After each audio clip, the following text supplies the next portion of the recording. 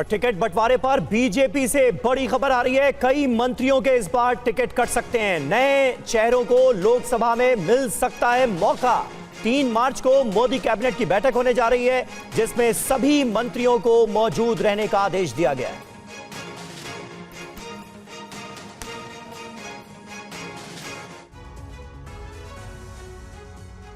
BJP के उम्मीदवारों की पहली लिस्ट कभी भी आ सकती है। कल रात केंद्रीय चुनाव समिति की बैठक में नामों पर मंथन के बाद मुहर लग चुकी है। सूत्रों से मिल रही जानकारी के मुताबिक इस बार चुनाव में कुछ मंत्रियों को टिकट नहीं मिल सकता। ऐसे मंत्रियों को संगठन की जिम्मेदारी दी जा सकती है। यूपी बिहार के कुछ मंत्रियों के टिकट कटने की संभावना है। बीजेपी पहली लिस्ट में कोई बड़ा सरप्राइज दे सकती है। 3 मार्च को मोदी कैबिनेट की मीटिंग होनी है। लोकसभा चुनाव से पहले इसे मोदी सरकार 2.0 की अंतिम कैबिनेट मीटिंग भी माना जा रहा है। ऐसे में हो सकता है कि जिन मंत्रियों का इस बार पत्ता कटेगा, इसका ऐलान कैबिनेट मीटिंग के बाद किया जा सकता है। बीजेपी इस बार 2 या 2 से अधिक बार चुनाव जीत चुके नेताओं पर भी दाव लगाने के मूड में नहीं है। जिन सांसदों की उम्र अधिक हो गई है, उनकी जगह नए चेहरों को मौका दिया जा सकता है। प्रधानमंत्री नरेंद्र मोदी पहले ही कह चुके हैं कि हर सीट पर कमल चुनाव लड़ रहा है। ऐसे में माना जा रहा है कि बीजेपी उम्मीदवारों की पहली सूची सबको चौंका सकती है।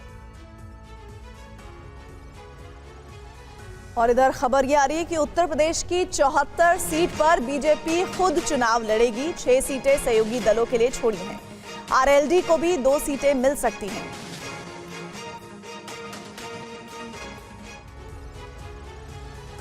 उत्तर प्रदेश में लोकसभा की 80 सीटें हैं। यहाँ भारतीय जनता पार्टी 4 सहयोगी दलों के साथ लोकसभा चुनाव में जा रही है। अपना दल, निषाद पार्टी, राष्ट्रीय लोक दल और सुहेल देव भारतीय समाज पार्टी उत्तर प्रदेश में एनडीए की सहयोगी है। जानकारी के मुताबिक इन दलों के बीच सीटों को लेकर समझौता हो गया है। यूपी की 80 लोकसभा सीटों में से 74 सीट पर बीजेपी खुद चुनाव मैदान में उतरेगी, जबकि 6 सीटें सहयोगी दलों के लिए छोड़ेगी। बीजेपी ने अपना दल को 2 सीट देने का फैसला किया है। वहीं आरएलडी को भी 2 सीटें देने का प्लान है। सुहेल देव भारतीय समाज पार्टी को 1 सीट दी जाएगी और निषाद पार्टी के लिए भी 1 सीट छोड़ी जाएगी। बीजेपी 2014 और 2019 की तुलना में इस बार यूपी में कम सीटों पर चुनाव मैदान में उतरेगी, क्योंकि सहयोगी दलों की संख्या बढ़ गई है और उनके लिए उसे सीट छोड़नी पड़ रही है। हालांकि बीजेपी ने सार्वजनिक रूप से अभी तक इन सीटों का ऐलान नहीं किया है, लेकिन जानकारी के मुताबिक गठबंधन की बातचीत के दौरान सहयोगी दलों को मिलने वाली सीटों की संख्या बता दी गई थी।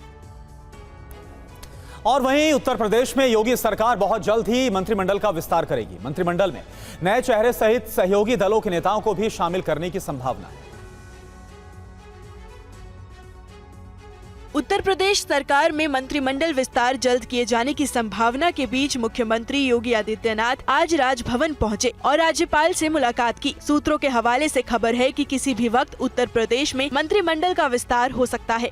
सूत्रों के हवाले से खबर है कि ओम प्रकाश राजभर को मंत्री पद, आरएलडी विधायक को भी मंत्री पद, बीजेपी संगठन के नेताओं को भी जिम्मेदारी, 5 चेहरों को जगह मिलने की संभावना है।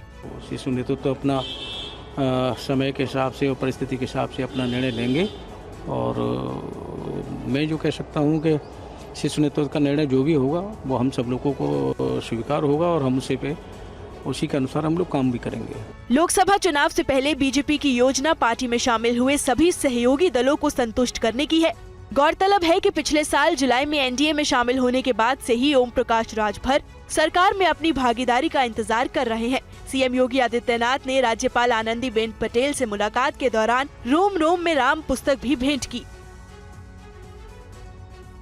बीजेपी ने इस बार लोकसभा चुनाव में एनडीए के 400 के पार का नारा दिया है। ऐसे में बीजेपी ने छोटे राज्यों में भी अपने सहयोगी दलों के साथ आगे बढ़ने का फैसला किया है। लोकसभा चुनाव से पहले असम में भी सीट बंटवारे को लेकर भारतीय जनता पार्टी और उसके सहयोगी दलों के बीच समझौता हो गया है। मिल रही जानकारी के मुताबिक असम में सहयोगियों को बीजेपी 3 सीट देगी। बीजेपी असम में 11 सीट पर चुनाव लड़ेगी। एजीपी को 2, यूपीपीएल को 1 सीट मिल सकती है। 2019 में असम से बीजेपी के 9 उम्मीदवारों ने जीत हासिल की थी, जबकि असम गण परिषद और यूपीपीएल का कोई प्रतिनिधित्व नहीं है। वहीं झारखंड को लेकर भी एनडीए में प्लान तैयार किया जा चुका है। झारखंड से लोकसभा की 14 सीटें हैं। झारखंड में बीजेपी 13 सीटों पर चुनाव लड़ेगी। झारखंड में एजेएसयू को 1 सीट देने का प्लान बनाया गया है। वहीं हरियाणा में बीजेपी ने अकेले चुनाव लड़ने का फैसला किया है। हरियाणा में मौजूदा समय में लोकसभा की 10 सीटें हैं। 2019 लोकसभा चुनाव में हरियाणा में भारतीय जनता पार्टी ने 10 की 10 सीटों पर कब्जा किया था। अब हरियाणा में बीजेपी की जननायक जनता पार्टी के साथ राज्य में सरकार है, लेकिन बीजेपी ने यहां अकेले चुनाव लड़ने का ऐलान किया है। और झारखंड दौरे पर पहुंचे पीएम मोदी ने धनबाद रेल मंडल को 13,700 करोड़ की 7 योजनाओं की सौगात दी है। पीएम ने कहा कि जेएमएम का एक ही मतलब रह गया है, जमकर खाओ।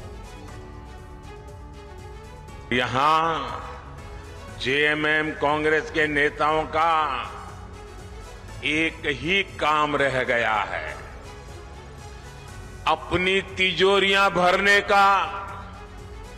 इन लोगों ने झारखंड की जनता को लूटकर, आपको लूटकर, आपके पसीने की कमाई को लूटकर अपने लिए बेनामी संपत्तियों के पहाड़ बना लिए हैं। आपने देखी है ना यहां किस तरह नोटों की गड्डियां निकल रही हैं। मैंने तो अपनी आंखों से कभी नोटों के ऐसे ढेर देखे ही नहीं है। पहली बार टीवी पे देखा, क्या झारखंड कमाल कर रहा है। कोयले के ढेर तो देखे थे, नोटों के ढेर देख रहे हैं।